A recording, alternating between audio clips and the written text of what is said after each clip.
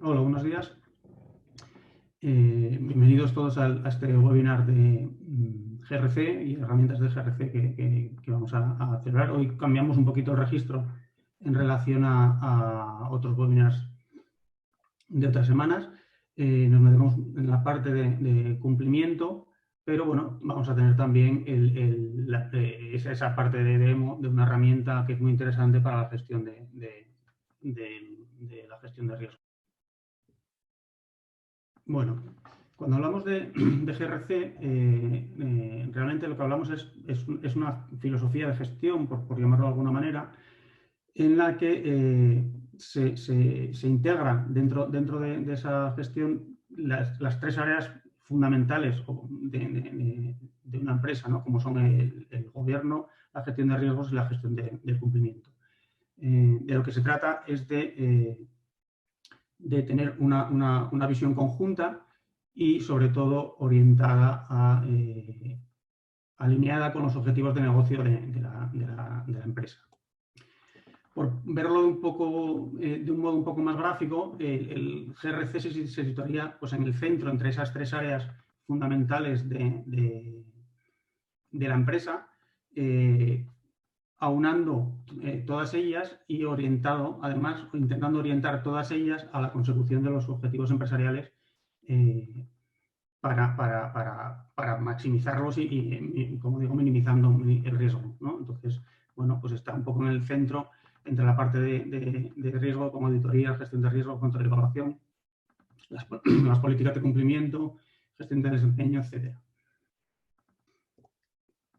¿Cómo lo hacemos? Bueno, pues en Global Technology, dentro del ámbito de GRC, tenemos varias líneas de actuación en las que, bueno, que todas son realmente GRC. Por una parte, todo lo que afecta a resiliencia organizacional, como puede ser sistemas de gestión integrado, continuidad de negocio, toda la parte de infraestructuras críticas, etcétera, la parte de cumplimiento normativo con todas las ISOs, modelos de control, PCI, seguridad de la nube, etcétera, etcétera. Toda la parte de inteligencia y fraude, desde prevención de fraude, vigilancia de ciberamenazas hasta sistemas de data loss prevention, y la parte, lógicamente, de formación y concienciación, que es importante para mantener dentro de las organizaciones un nivel alto de concienciación frente a los riesgos y no caer en errores. Para apoyar estas líneas de actuación, utilizamos la herramienta Risk4All, que es una solución que da soporte durante todas las etapas de cumplimiento. No le voy a machacar la presentación a Antonio, que viene después, pero bueno, simplemente por daros una pincelada, comentar que soporta el reglamento, por supuesto, el Reglamento General de Protección de Datos, al margen de otras normas, ISO 27001, requisitos del Esquema Nacional de Seguridad. Tiene una serie de características que luego, como digo, nos comentará Antonio, y veréis que realmente es una solución muy útil, muy práctica y que ayuda fundamentalmente a la hora de garantizar el cumplimiento. Pues vamos a colocar la presentación y, como ha dicho José, vamos a centrarnos un poco más en lo que es la ISO 27001. Bueno, cuando nos enfrentamos a un cliente, cuando nos presentamos a un cliente o cuando un cliente acude a nosotros, lo primero que piensa o que se enfoca cuando habla de ISO 27001 es en esta parte, de la izquierda, ¿no? En el certificado, en tener la pegatina, como aquel que dice. Lo que pretendemos es que os deis un poco cuenta de que no es centrarse en el certificado, sino que puede ser lo que es la parte de la derecha, puede ser esa pieza clave en la organización de vuestra empresa. Y puede apoyar mucho y beneficiar mucho a lo que son los objetivos empresariales. ¿En qué consiste un sistema? Pues un sistema es una cosa viva, no es un sistema de gestión de seguridad de información, no es una cosa estática, es algo vivo, algo que tiene que tener un ciclo de mejora continua. ¿Qué beneficios aporta un sistema de gestión a la empresa, un sistema de gestión de seguridad de la información? Primero que nada, ese certificado es un estándar internacionalmente reconocido. ¿Qué quiere decir esto? Que genera confianza, como vemos en el segundo punto. nos posiciona, es una ventaja competitiva, nos posiciona ante otras empresas. Muchas veces también nos acuden a nosotros clientes que dicen, bueno, mi principal competidor accede a negocios o accede a licitaciones a las que yo no puedo acceder simplemente porque él tiene el certificado y yo no, y me está dejando un poco de lado. Por eso es una ventaja competitiva. Te va a permitir acceder a esas licitaciones o a aquellas empresas que lo solicitan como requisito fundamental. Garantiza también el cumplimiento legal y normativo de la empresa. ¿Cuáles son los pilares fundamentales para que el sistema de gestión tenga éxito? Para que esta implementación tenga éxito. Lo primero es el compromiso y la concienciación de la alta dirección. La alta dirección tiene que entender, o la tenemos que hacer entender, de que no es una pegatina como tal. No es un certificado, sino que es eso, la pieza fundamental que puede generar beneficios para la organización. Por último, quería presentaros con esto del confinamiento. Nos podemos plantear a escasez del mercado que si es un buen momento para empezar con un sistema de gestión de seguridad de información. Bueno, para eso, os pongo una serie de datos para que valoréis si es un buen momento o no. El tiempo mínimo de certificación, dependiendo de innumerables cosas, definición del contexto, tamaño de la empresa, muchas cosas. Es de 9 meses a 1 año, como mínimo. Una implementación de un sistema de gestión tarda de 4 a 6 meses, depende de la madurez de la empresa, de la organización, como mínimo. Puede tardar mucho más si surgen complicaciones. Pues, comienzo un poco explicando el interfaz de la herramienta, como comentaba esta mañana. Bueno, tiene distintas secciones. La primera de la parte izquierda, donde tiene el menú principal, donde se accede a las distintas funcionalidades de la herramienta, que ahora comentaremos. Y en la parte superior nos da acceso bueno, a distintas opciones de ayuda, como una en formato HTML, donde podemos... perdón, esta no es... perdona. Vale. En formato HTML, donde podemos navegar y ver las distintas funcionalidades y la ayuda correspondiente. Incluso también tenemos la opción de, con este segundo icono, pues acceder a un manual completo en versión PDF que se va actualizando, ¿vale? Con todos los detalles un poco de uso del sistema. Vamos a empezar por la parte de nivel de cumplimiento. Vamos a ver un ejemplo de todas estas normativas, cómo podemos evaluar el cumplimiento de una de estas normativas y luego veremos cómo esta se puede utilizar para evaluar los riesgos, ¿no? Dentro de cumplimiento vamos a entrar, por ejemplo, en 27002 y aquí tendremos evaluaciones de 27002, donde lo que vamos a obtener es un listado de, en este caso, el histórico de todas las evaluaciones que hayamos realizado. Vamos a entrar en alguna para comprobarla.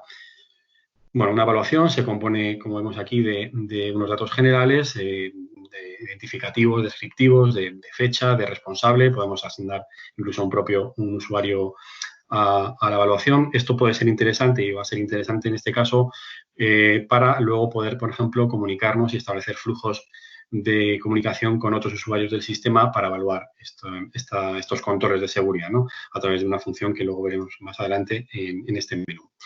Bien, una vez que tenemos iniciada la evaluación, ¿cómo podemos cumplimentarla? Tenemos diversos métodos. Bueno, tenemos, por ejemplo, una vista tabla que llamamos, que es una opción rápida para ir cumplimentando el estado de control de los controles del estándar. En este caso, pues con esta pantalla podemos ir definiendo los niveles de madurez. En este caso es uno de los parámetros que recogemos en Risk for All, y también otro parámetro adicional que complementamos, que es el nivel de implementación, que no deja de ser pues un poco el potencial, ¿no? El nivel de implementación en base al potencial que tiene un control, es decir, cuánto de ese control estamos realizando independientemente de la madurez que tengamos, ¿no? No siempre es necesario un 100% de implementación, sino va a depender de nuestras necesidades y nuestros requisitos. Contestar aquellos controles a los que he sido asignado.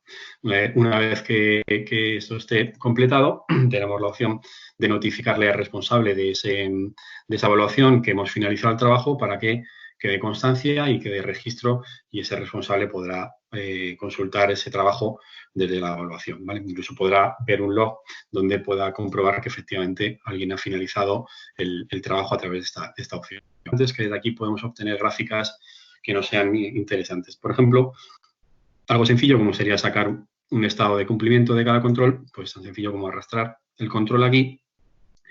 Y, bueno, una vez podemos indicarle incluso si queremos este informe verlo a nivel de dominio, por ejemplo, a nivel de objetivo de control o de control, marcaríamos aquí el nivel de control al que queremos realizar. Un segundo, que no lo he dado. Vale. Y una vez que esté configurado,